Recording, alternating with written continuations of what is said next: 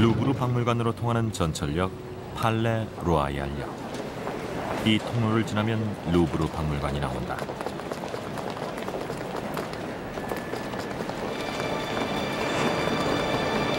갤러리 드 카루셀을 지나면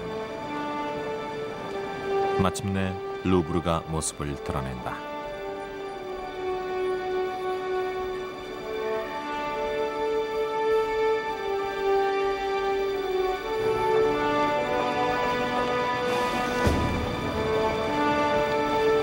박물관의 입구인 유리 피라미드가 근사하다.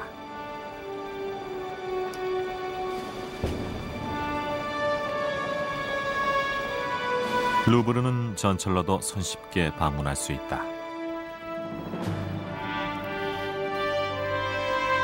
그럼 루브르의 숨겨진 모습을 찾는 여정을 시작해보자.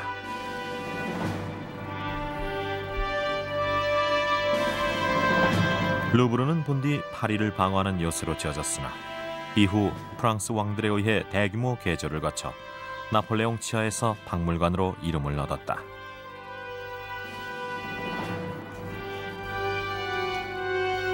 루브르가 오늘날 세계 최고의 박물관으로 올라서게 된 이유는 무엇이며 어떻게 37만 점에 달하는 빼어난 작품들을 보유하게 됐을까?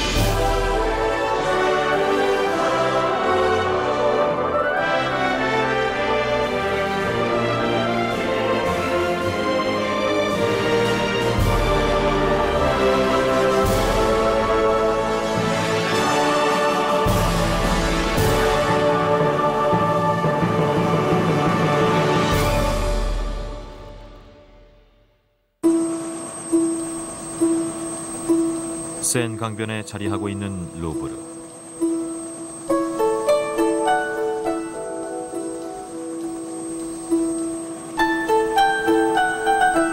길이가 1.5km에 이르는 루브르는 한때 프랑스 왕들이 거처하던 궁전이었다.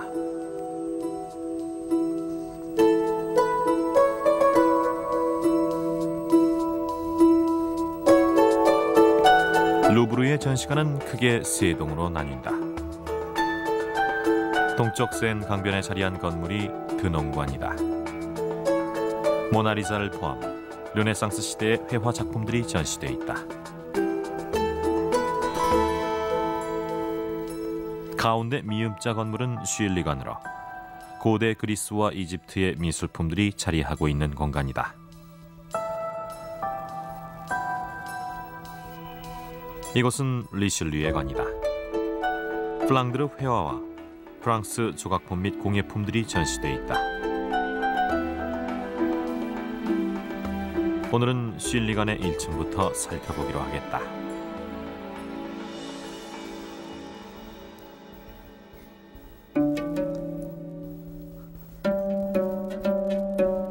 이곳은 고대 그리스 예술 작품들이 가득하다.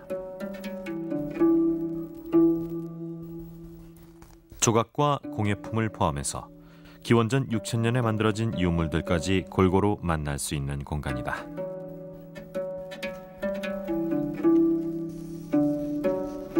이곳에 자리한 수많은 조각 가운데 특별한 걸작도 끼어 있다.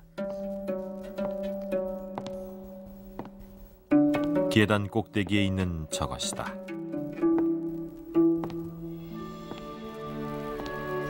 하늘에서 내려오는 여신을 새긴 이 작품이 바로 그 유명한 사모트라케의 승리의 여신이다. 발판을 포함 키가 3m에 이른다.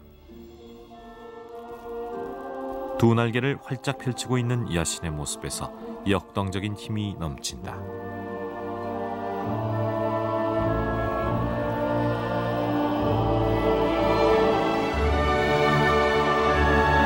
가까이 다가가면 여신의 모습을 좀 더 자세히 볼 수 있다. 허리 부분에는 두꺼운 천이 휘감겨 있지만 가슴 부분에선 얇고 투명한 천이 하늘거리며 완전히 다른 질감을 드러낸다.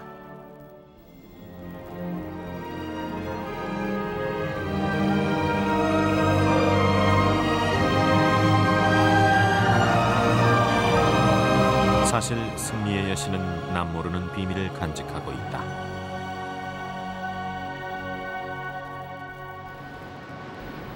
승리의 여신은 140년 전 에게해에 위치한 사모트라케 섬에서 발굴됐다.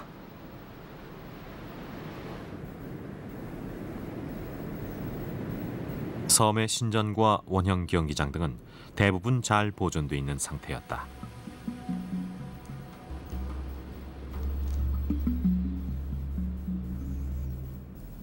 바로 그 유적 아래서 허리, 몸통, 가슴, 날개 등 약 150여 개에 달하는 커다란 조각상 파편들이 출토됐다. 발견 당시 승리의 여신의 모습은 형체를 갖추지 못한 파편 더미였다.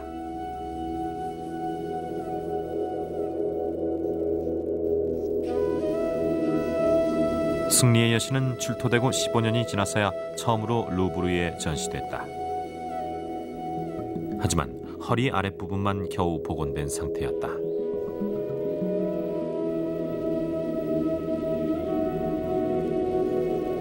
그때만 해도 가슴과 날개를 어떻게 배치해야 할지 알 수가 없었다.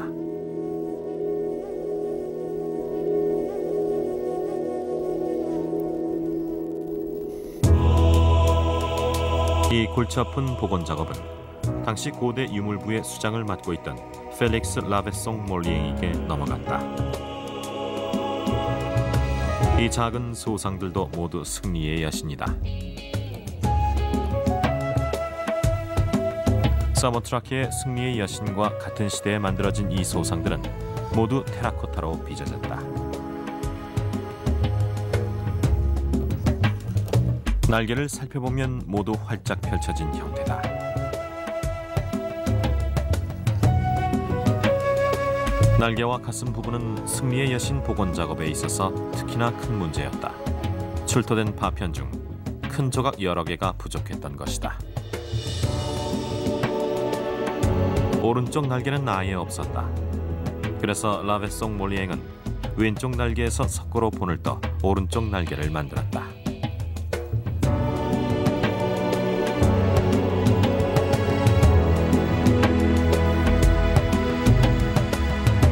이것은 당시 복원한 부분을 찍은 사진으로 녹색 부분이 석고로 새로 만든 부분이다. 사진을 잘 보면 가슴의 대부분과 왼쪽 날개의 일부, 오른쪽 날개 전체가 새로 복원됐음을 알 수 있다.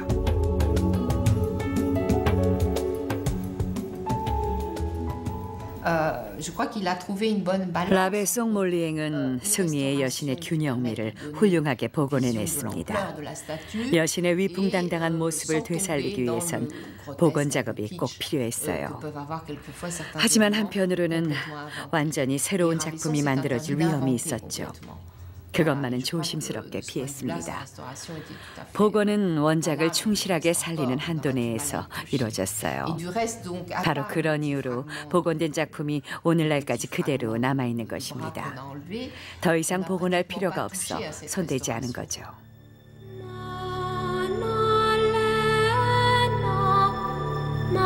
이런 복잡한 과정을 거친 끝에 승리의 여신은 현재의 모습을 갖추게 됐다.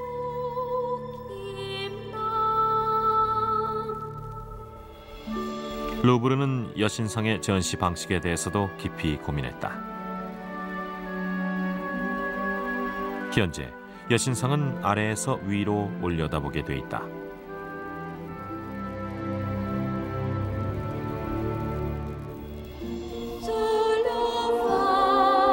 여신이 옷자락을 나벗기며 뱃머리에 우뚝 서 있는 듯한 느낌을 주기 위해서다.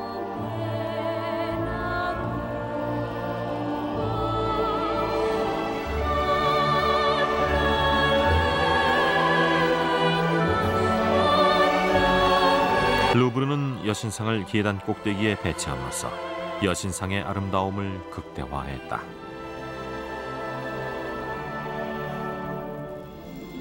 사모트라케의 승리의 여신은 루브르 큐레이터들의 탁월한 기술과 창의력이 만들어낸 루브르의 걸작이다.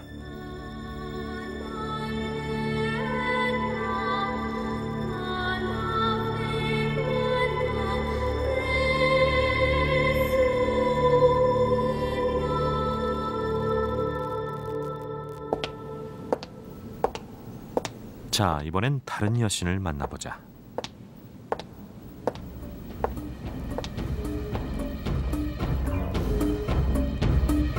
그녀는 긴 회랑 맨 끝에 자리하고 있다.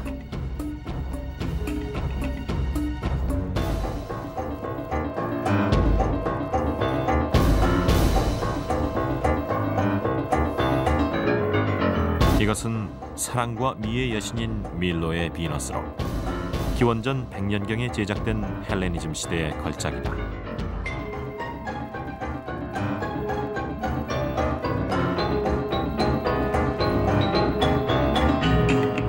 약간 몸을 비틀고 있는 자세에서 어디에서도 볼 수 없는 독특한 곡선미가 드러났다.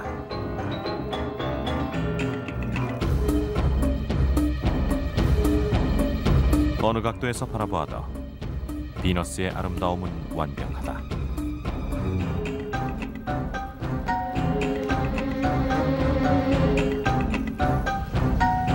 밀로의 비너스는 고대 그리스의 비너스 조각 중 유일하게 머리가 완벽하게 붙어있는 작품이기 때문에 그 가치가 더더욱 크다.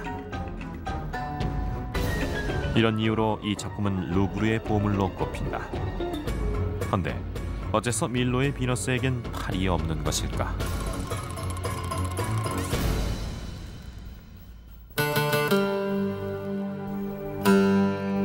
왜 승리의 여신의 날개를 복원했듯 팔을 복원하지 않은 것일까?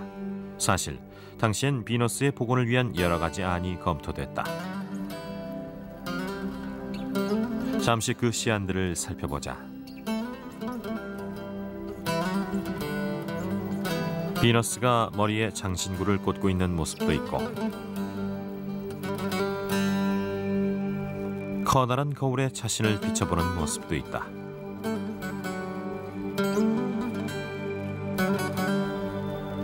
기둥에 팔을 얹고 있는 모습도 보인다.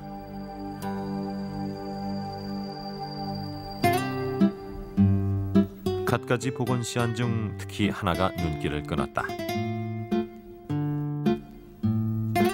비너스의 복부를 자세히 살펴보면 동그란 모양의 작은 흔적이 있다.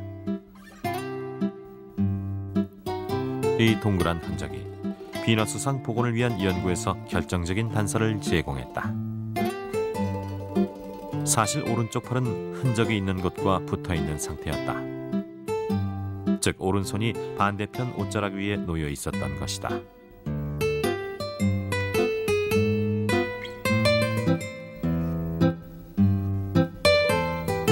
그렇다면 왼팔은 어땠을까?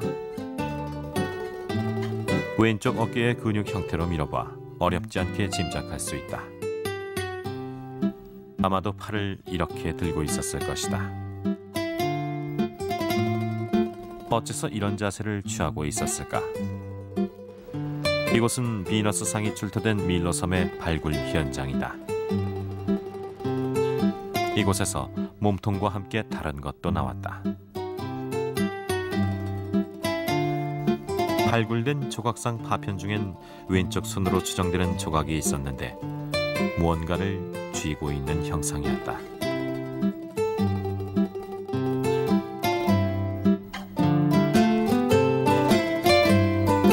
여기선 손에 사과를 쥐고 있다. 까마득한 옛날부터 사과는 사랑의 상징이었다. 밀로의 비너스도 사과를 들고 있었던 것은 아닐까?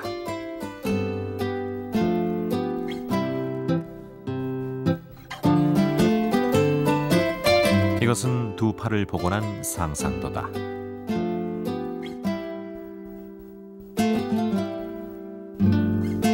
루브르는 비너스가 사과를 든 손을 앞으로 뻗어내밀고 있었을 것으로 결론을 내렸다.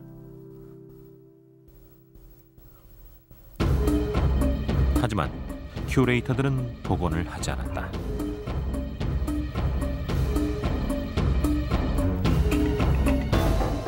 그들은 밀로의 비너스가 팔이 없는 상태로도 충분히 아름답다고 생각했고, 팔을 만들어 붙이면 그녀의 신비로운 아름다움이 깨질까 두려워했다.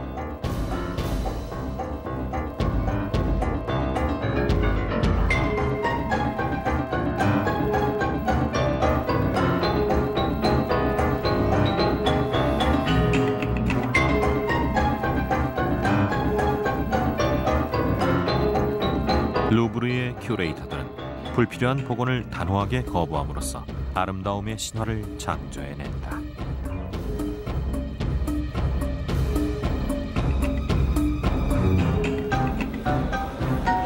아무것도 덧붙이지 않은 밀로의 비너스는 관람객들의 상상력을 자극한다.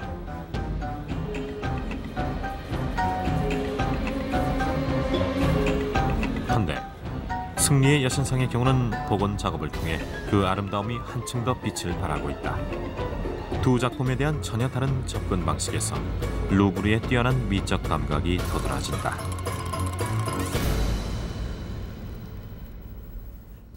이곳은 고대 그리스 조각 전시실.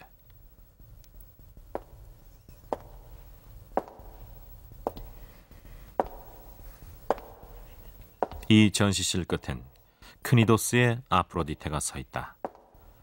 밀로의 비너스보다 240년 앞서 만들어진 것이다.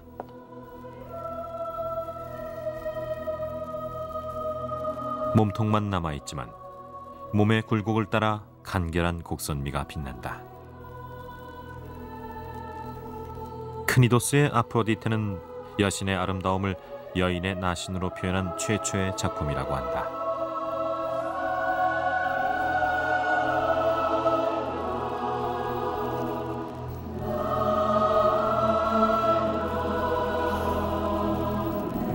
이 작품도 흥미롭다. 그리스 신화의 등장인물 중 하나인 헤르마프로디테가 잠들어 있다. 몸의 섬세한 굴곡을 보면 잠든 여인이 분명하다.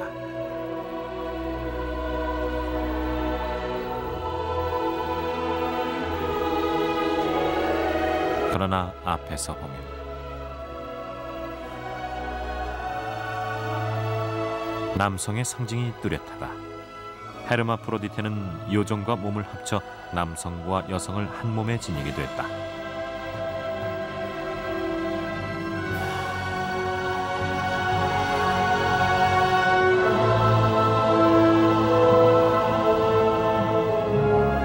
오른쪽에서 왼쪽으로 몸을 돌리면서 역동적인 동작을 취하고 있는 조각상. 검투사가 왼쪽 손에 방패를 들고 공격을 피하며 반격을 가하는 찰나의 움직임을 잡아낸 작품이다.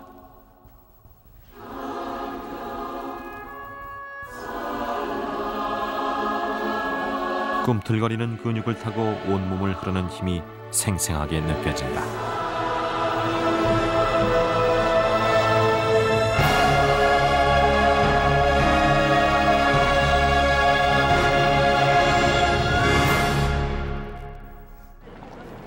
매일 2만 명의 관람객이 루브르를 찾는다.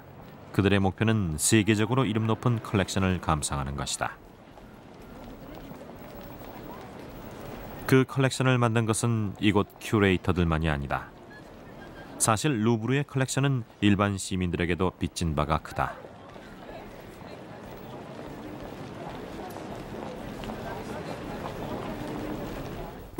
어떤 시민들이 얼마나 참여했을까? 그 해답 중 하나가 슐리간 3층에 있다.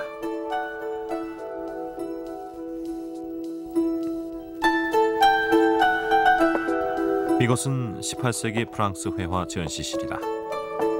잠시 로코코 시대로 돌아가 보자.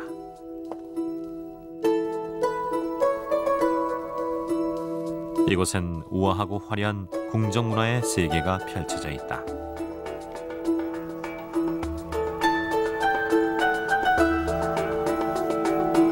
이곳은 관람객으로 붐비는 일이 드물기 때문에 사람들의 방해를 받지 않고 천천히 거닐면서 작품을 감상할 수 있다.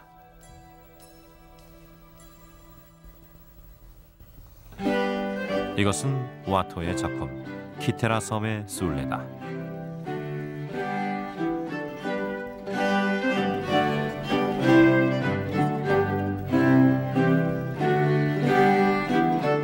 전설적인 키테라 섬에 도착한 8커플이 보인다. 배에서 내린 연인들이 손에 손을 잡고 서로 눈을 맞추며 사랑을 속삭인다. 꿈처럼 낭만적인 풍경이 잠옷 시적이다.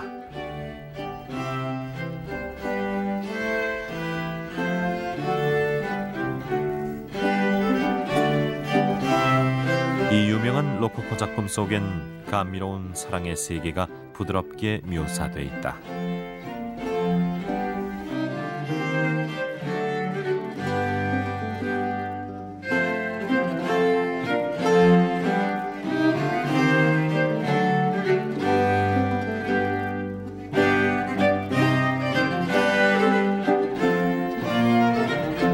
이것은 목욕을 끝낸 다이애나란 작품으로 루이 15세 밑에서 궁정화가로 일했던 프랑스와 부시에가 그린 것이다.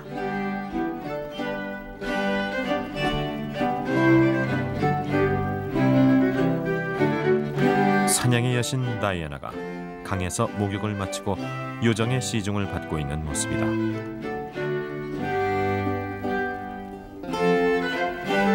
부시에는 이 걸작 속에서 관능 속을 감도는 우아함을 포착하려 애썼다.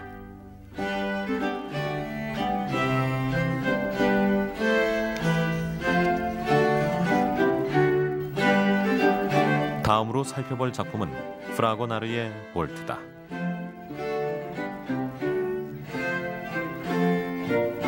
한 남자가 볼트를 잡으려 팔을 뻗으며 여자와 다툼을 벌인다.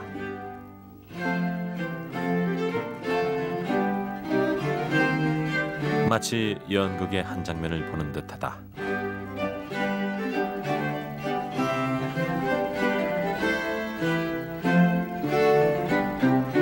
침대 옆 탁자엔 사랑의 상징인 사과가 놓여 있다.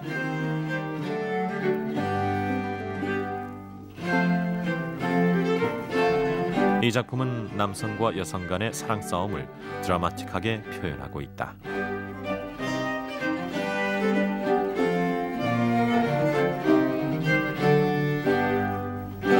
로코코 스타일의 특징은 날카로운 지성과 분방한 쾌락의 정조였다.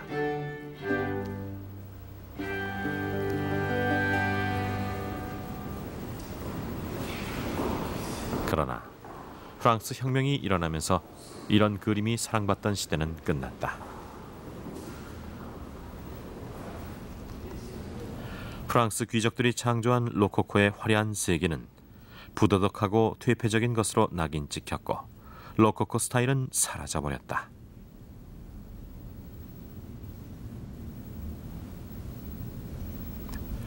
루브르는 세계에서 가장 많은 로코코 회화를 보유하고 있다. 이 컬렉션을 창시한 사람은 한 수집가였다. 그 사람이 누구인지 알고 싶다면 그림 옆에 안내판을 보면 된다.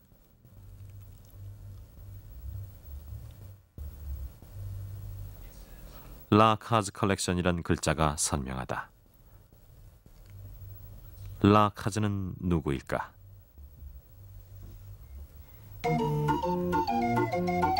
루이 라카즈.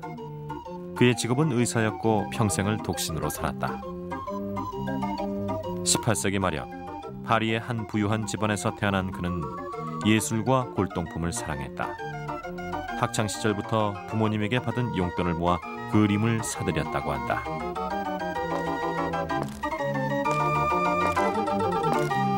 겉보기엔 부잣집 도련님 같았지만 진지한 면도 있었다. 그는 가난한 환자들에게는 진료비를 받지 않는 인정 많은 의사였다. 그의 그림 수집에 대한 열정은 갈수록 커져만 갔고 결국 54세 되던 해 의사직을 포기하게 이른다.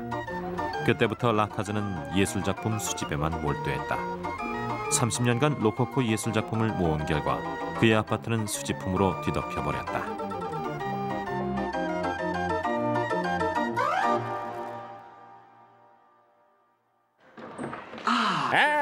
어서 오세요.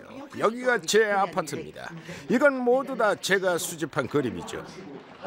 자, 보세요. 이건 3년 전에 우연히 발견한 와토의 작품인데요. 제가 제일 좋아하는 화가죠. 로코코 회화에 관심을 가진 사람이 실질적으로 라카즈뿐이었기 때문에 그는 마음껏 수집품을 모아들일 수 있었다. 라카즈는 그가 사들인 작품 목록을 상세히 기록했다. 그가 수집한 작품은 총 582점에 이른다. 이것이 그 목록이다.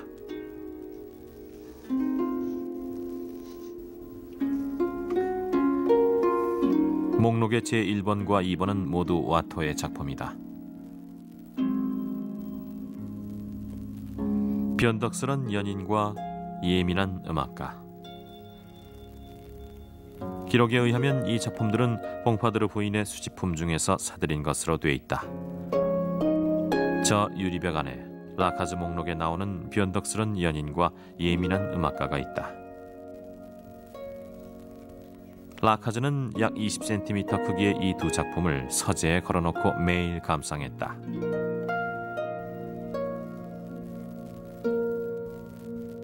변덕스런 연인은 젊은 귀족의 초성화다.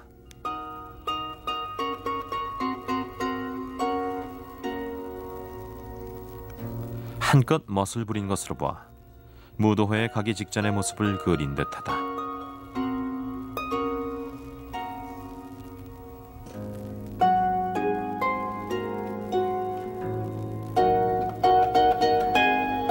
화사하고 세련된 옷차림을 한 채 뾰루툭한 표정으로 현악기를 연주하는 아리따운 여인.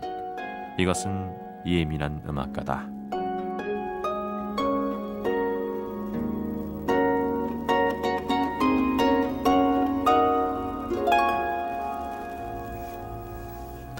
목록에는 작품에 대한 라카즈의 감상도 적혀 있다. 이 작품 밑엔 매우 예민함이라고 써놨다.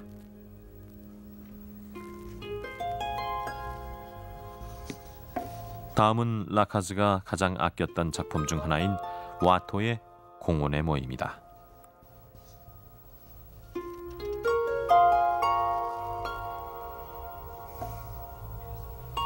황금빛으로 반짝이는 연인들이 연못가에서 사랑을 속삭이는 모습을 그린 우아한 작품이다.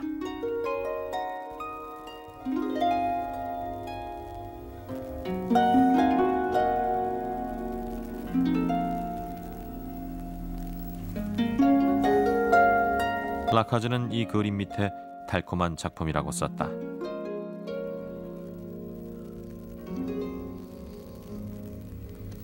이 작품은 라카즈 목록 제18번으로 프라고나르가 그린 목욕하는 여인들이다.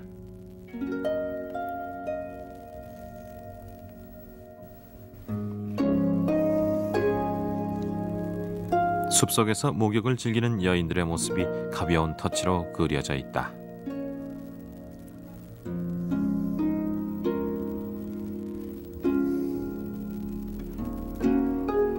한가로운 여인들의 자태에서 삶의 즐거움이 넘쳐 흐른다. 라카즈의 평도 똑같다. 이 작품은 넘쳐 흐르는 삶의 기쁨을 표현하고 있다.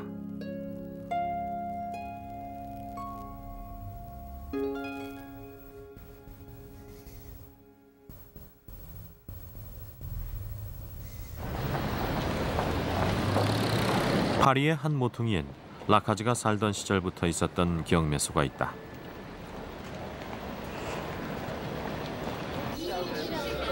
라카즈도 종종 이곳 경매에 참가, 새로운 보물을 발굴하곤 했다. 한 번 보는 것만으로도 작품의 가치를 알아채는 천재적인 안목으로 라카즈는 로코코 미술작품을 사들이고 수집했다.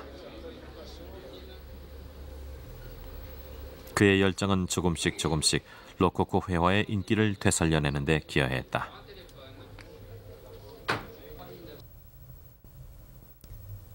그는 1869년 71세의 나이로 세상을 뜨면서 그간 수집한 582점의 회화 작품을 루브르에 기증했다.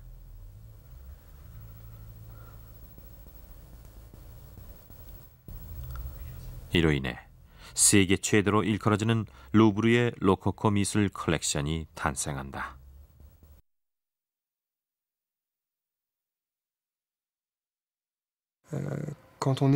루브르 컬렉션에 대해 얘기할 때면 반드시 라카즈라는 이름이 나오게 되어 있는데요. 그 이유는 그의 컬렉션이 루브르에 기증된 것 중 가장 규모가 크기 때문이죠. 그의 기증 덕분에 사람들은 로코코 스타일을 다시 한번 감상할 수 있게 됐습니다. 18세기 회화를 재발견한 것이야말로 라카즈의 가장 큰 업적입니다.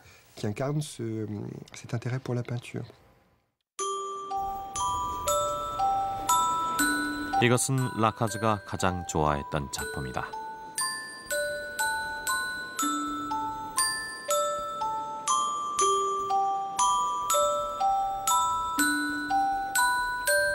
와토의 대표작 피에로. 이탈리아 무대를 누볐던 광대 질이 모델을 섰다.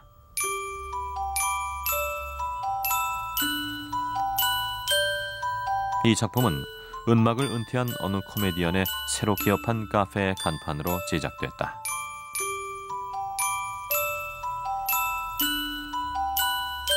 정면을 바라보는 광대의 얼굴에 슬픔과 우수가 엿보인다.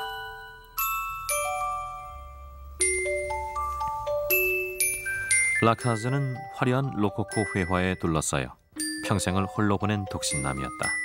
그는 이 작품을 특히 아꼈다. 어쩌면 광대의 모습이 자신과 겹쳐졌기 때문일지도 모른다.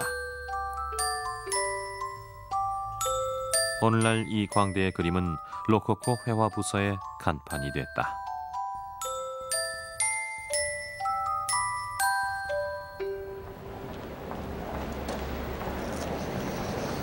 루브르 지하에 위치한 아케이드.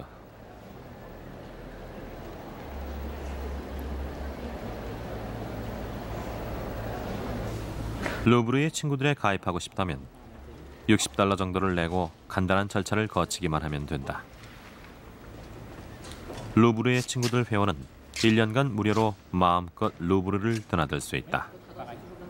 게다가 이 단체에서는 후원금을 모아 예술작품을 사서 루브르에 기증하기도 한다. 라카즈처럼 루브르를 위해 뭔가 기여할 수 있는 것이다.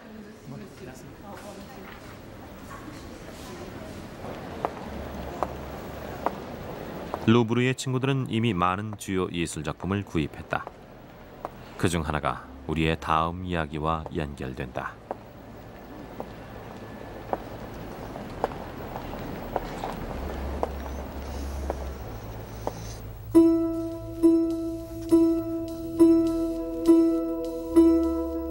다음으로 가볼 곳은 실리간 3층에 위치한 전시실이다.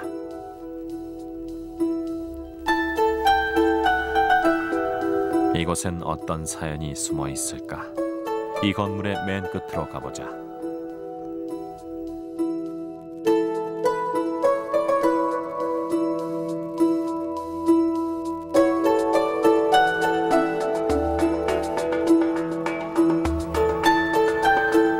이곳은 20세기 미술사 최대의 발견으로 일컬어지는 신비로운 화가 라트루의 작품이 전시된 방이다.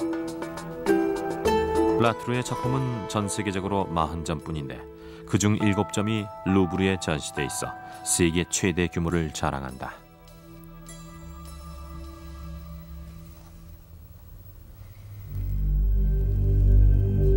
목수 성 요셉은 라트루 최고의 걸작으로 꼽힌다.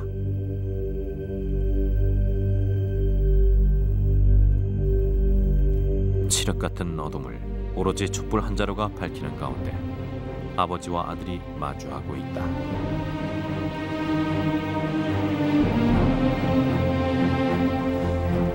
아들은 말없이 촛불로 아버지를 비춰준다. 아들을 물끄러미 바라보는 눈길에서 아버지의 깊은 애정이 느껴진다. 어린 아들 예수와 그의 아버지 요셉.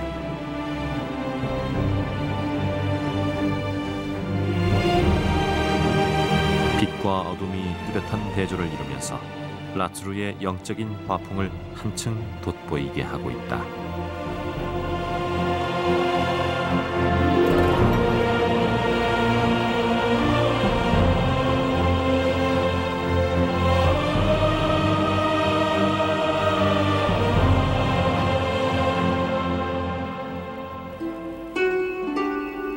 이 작품은 회개하는 막달레나다.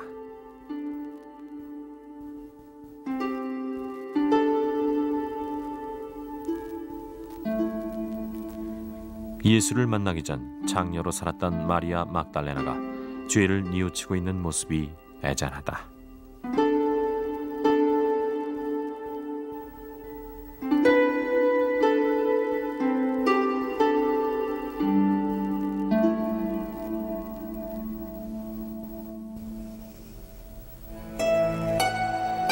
무릎 위엔 죽음을 상징하는 해골이 놓여있다.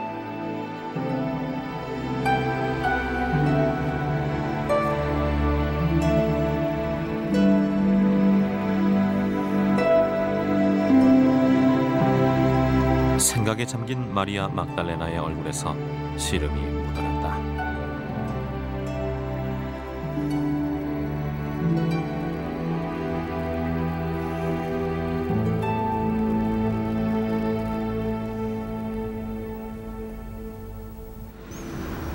파리가 이 신비로운 화가를 주목하기 시작한 것은 1934년의 일이었다.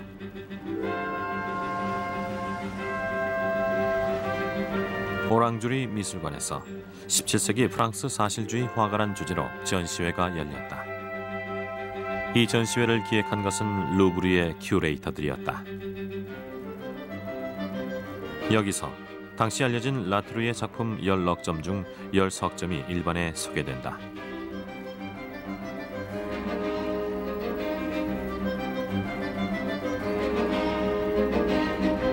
전 세계가 이 신비로운 화가에게 열광했다.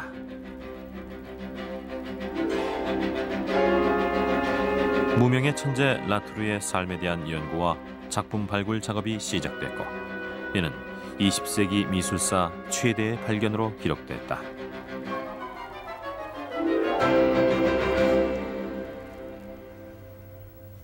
전시회가 열릴 당시 루브르는 이미 라트루의 작품을 한 점 보유하고 있었다. 바로 이것이다.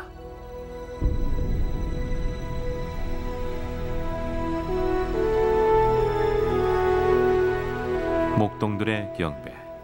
언뜻 보기엔 농가에서 아기의 탄생을 기뻐하는 단순한 그림처럼 보이지만 실은 예수의 탄생을 그린 작품이다.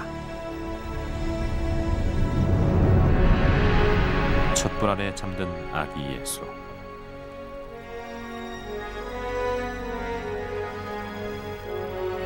예수를 지켜보는 성모 마리아와 성 요셉, 그리고 세 목동의 얼굴엔 애정이 담뿍 담겨 있다.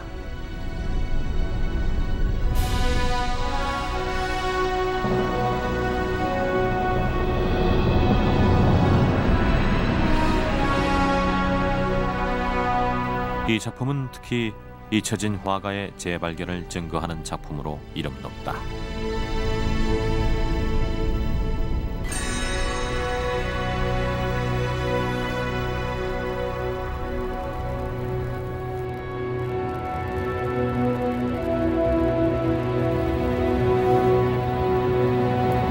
이것은 독서하는 성 제로니무스로 전시회 직후 들여온 작품이다.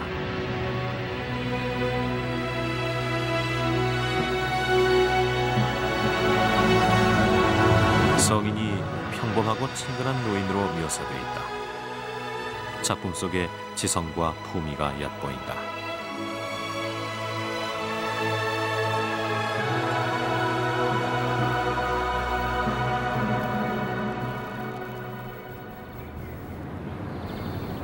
그런데 라트루는 어떤 사람이었을까?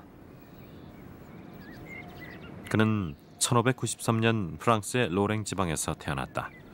제빵사의 아들이었다고 하는데 어디서 그림을 공부했는지는 알 수 없다.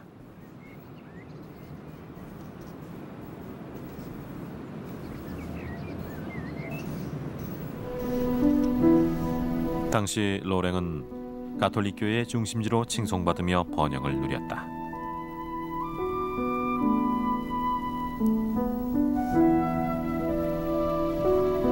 라투르는 로랭 공작의 총애를 받았다고 한다. 공작이 라투르의 작품을 다수 주문한 기록도 남아있다.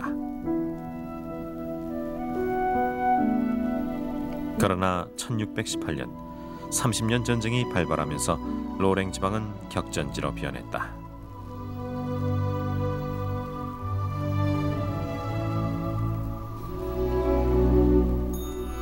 긴 전쟁으로 라투르의 집도 폐허가 됐고 전염병이 번지면서 많은 이들이 목숨을 잃었다.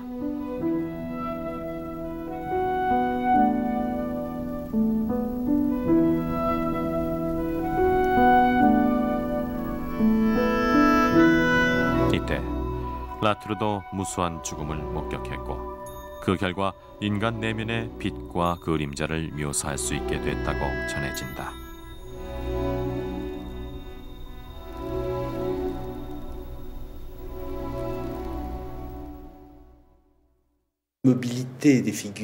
라투르의 그림이 매력적으로 느껴지는 이유는 그가 그린 사람들의 고요하고 평범한 모습 때문입니다. 그는 특정한 행동을 묘사하기보다는 대상의 내면의 세계를 그리려고 노력했습니다. 예를 들어 갈등을 묘사한 작품 속에서도 그는 인물들의 영적인 부분을 끌어내 표현하려고 애썼죠.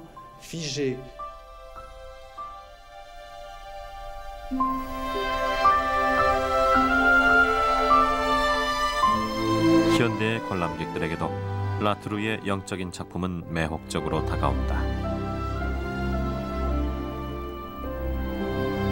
250년간 완전히 묻혀 있었던 화가 라투르.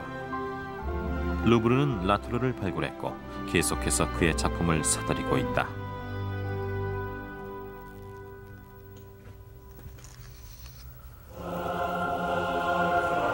이것은 창을 든 성인이다.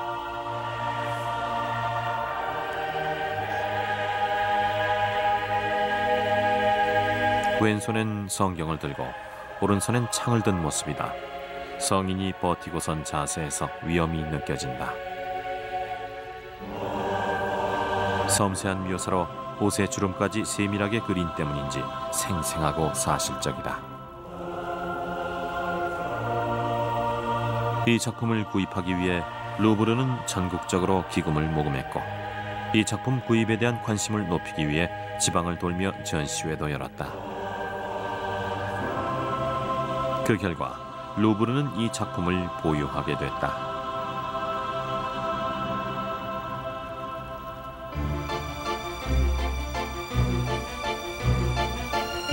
에이스를 든 도박사를 사들이는데도 많은 비용이 소요됐다.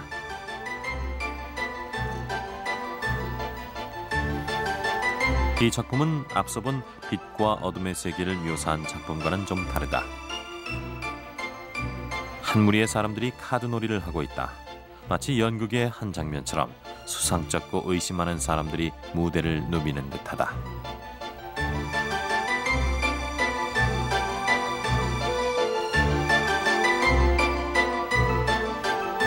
여인은 옆을 슬쩍 겼는지라고 남자는 몰래 등 뒤에 숨겨놓은 카드를 쓰려고 한다.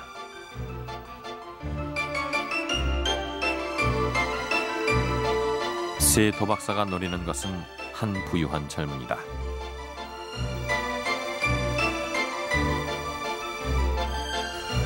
이 작품은 손과 눈의 움직임을 통해 인간의 속마음을 낱낱이 펼쳐놓고 있다.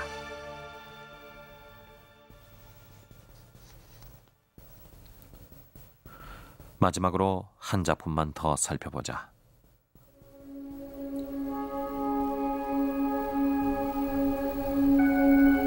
성 세바스티아누스의 죽음을 애도하는 성녀 이렌이다. 한 여인이 비탄에 잠겨 순교한 성자의 죽음을 애도하고 있다.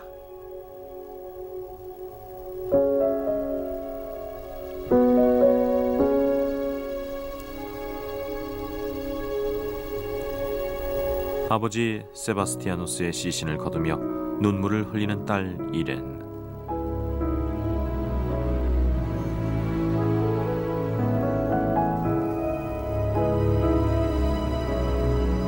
이 작품은 파리에서 서쪽으로 190km 떨어진 부앙지라란 작은 마을에서 발견된 것으로 한 교회의 벽에 걸려 있었다.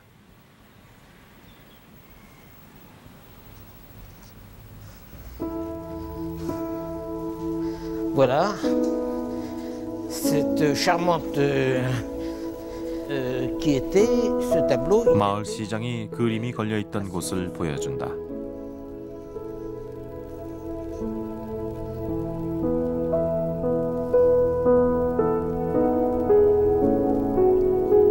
이곳에서 뜻밖의 귀중한 그림이 나오자 소유권을 두고 마을 사람들끼리 싸움이 벌어졌다. 결국 일이 커지면서 언론에까지 보도됐고 그림을 보호하기 위해 정부의 개입이 필요해졌다. 바로 그때 루브르의 친구들이 나섰다. 그들은 루브르를 위해 작품 구입에 들어갔다. 회원들을 소집, 회의도 주재했다. 값이 너무 비싸지는 않은지, 진품인지, 구입할 가치가 있는지를 두고 토론이 벌어졌고 신중하게 문제를 검토했으나 결론이 나지 않았다. 그러자 루브르의 친구들 회장 듀퐁이 이렇게 말했다. 우리의 임무는 하나다. 이 나라의 문화적 유산을 보호하는 것이다.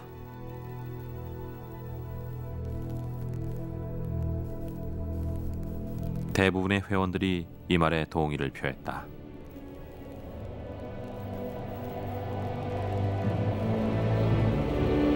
그들은 결국 1979년 이 그림을 구입, 루브르에 기증하는 데 성공했다.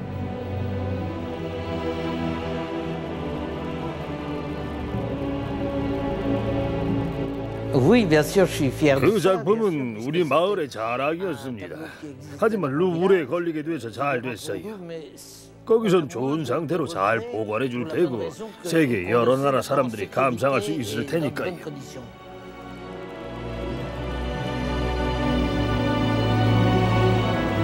프랑스의 자랑 라트루의 작품은 이제 전 세계 사람들의 사랑을 받고 있다.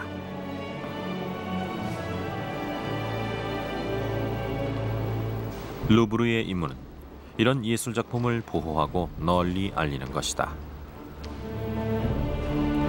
루브르가 신비로운 화가 라트루의 작품을 세계에서 가장 많이 보유하게 된 것도 그 때문이다. 라트루의 컬렉션 7점을 다시 한번 감상해보자.